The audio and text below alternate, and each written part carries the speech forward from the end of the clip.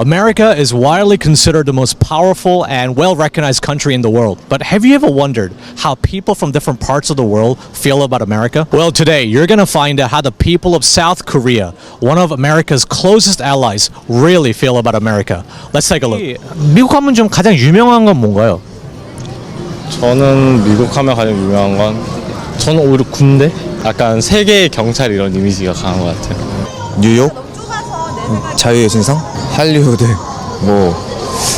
그런 거? 미국 하면은 딱 떠오르는 단어 세 가지만 말씀해 주세요. 그냥 생각나는데. 트럼프 햄버거 트럼프하고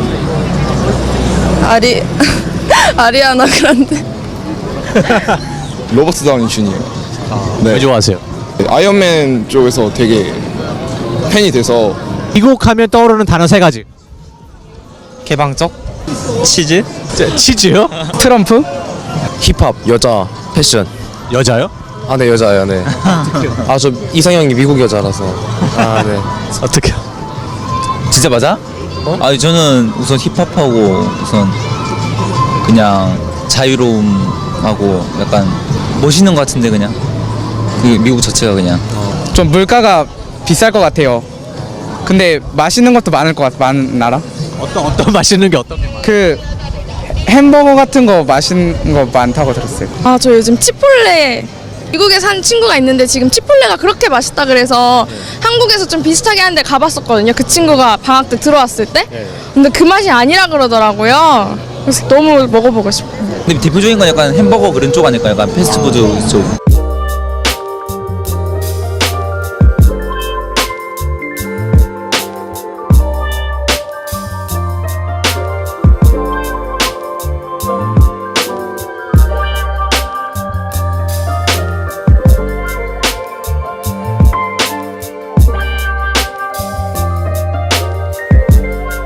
Begin in Saudi Arabia, where in a bid to secure greater social freedom, some women have decided to do away with the obligatory abaya.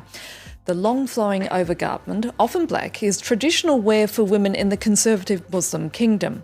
However, a growing number are taking to leaving the abaya at home altogether. A fashion statement that goes beyond clothes. At this mall in central Riyadh, Mashael Al-Jalud is turning heads with her outfit, a Western-style ensemble that's not covered up by a traditional abaya. It's a rare spectacle that flies in the face of Sharia law, which requires women to hide their hair and bodies in the name of chastity and morality. Mashael knows that she's taking a risk by dressing this way. There are no clear laws, no protection. I might be at risk or be subjected to assault from some religious extremists because I'm walking without an abaya. But the man who emboldened her to do so was none other than the kingdom's de facto ruler. As part of his drive to liberalize the ultra-conservative kingdom, Mohammed bin Salman last March said that women in Saudi Arabia didn't need to wear abayas and that they weren't mandatory in Islam. But since no formal changes followed his announcement, many continued to wear the garment. Mashael says one fully veiled woman had already threatened to report her to the police. Meanwhile, onlookers in the Saudi capital are divided. Of course I don't agree with her walking around without an abaya. It's strange. It's normal and not surprising.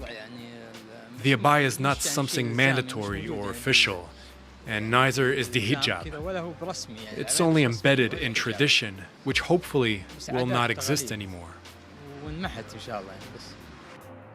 Mashael isn't the only one. 25-year-old Manahel Al-Utaibi has also abandoned the abaya. I'm not trying to prove anything. I just want to live the way that I want to, act freely without restrictions, not be forced to wear something that I don't want to wear. That's the whole point.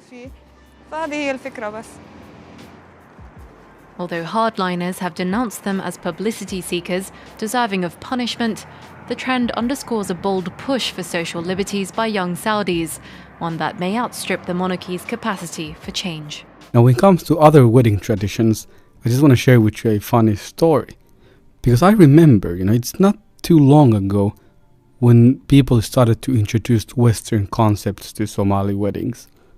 I will never forget the first time that I actually saw a wedding cake. I know it sounds absurd because now every wedding has a wedding cake, but it didn't used to be. We used to have more like traditional food and everything, but now people have like this wedding cake, this huge wedding cake.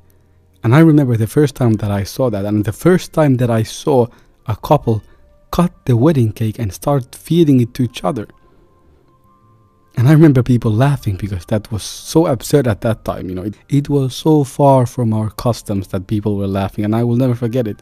And another thing I found funny in one of the weddings that I went to, now this is also quite common, is when they were drinking from wine glasses. And I remember standing there and we were looking around, everybody was looking around, we were like, what is this? But now you'll see it in every wedding. Now it's a norm. Now the wedding dresses are, you know, the white wedding dresses.